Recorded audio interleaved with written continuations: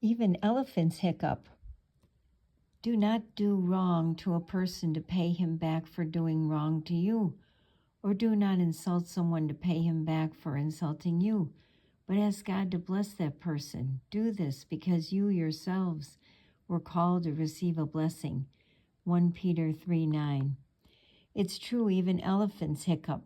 So do dogs, lions, and porcupines. That could get prickly.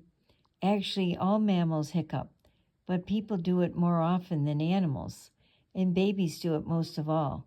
They hiccup before they're born. Hiccups happen when the muscle under your lungs, the diaphragm, jerks suddenly at the same time your vocal cords snap shut, which is what gives the hiccup its, hiccuping sound. Hiccups can happen if you laugh too hard, eat too quickly, or drink a fizzy drink. But hiccups can also be mysterious with no certain cause.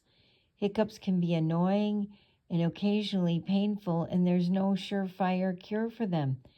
Tricks like holding your breath, eating a spoonful of peanut butter, or breathing into a bag might work, or they might not. Hiccups are just one of those things you can't control.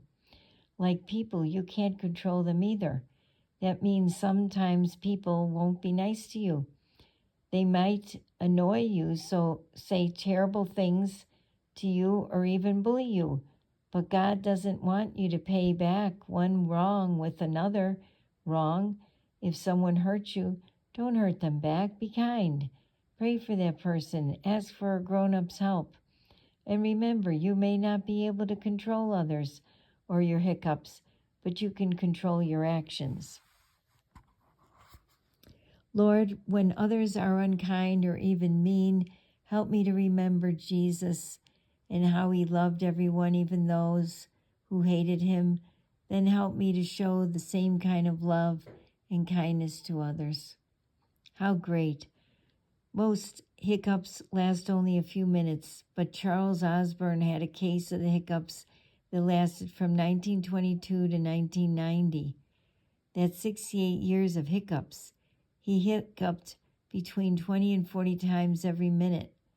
Doctors estimate he hiccuped more than 430 million times in his life. Thanks for coming by today. Have a great day.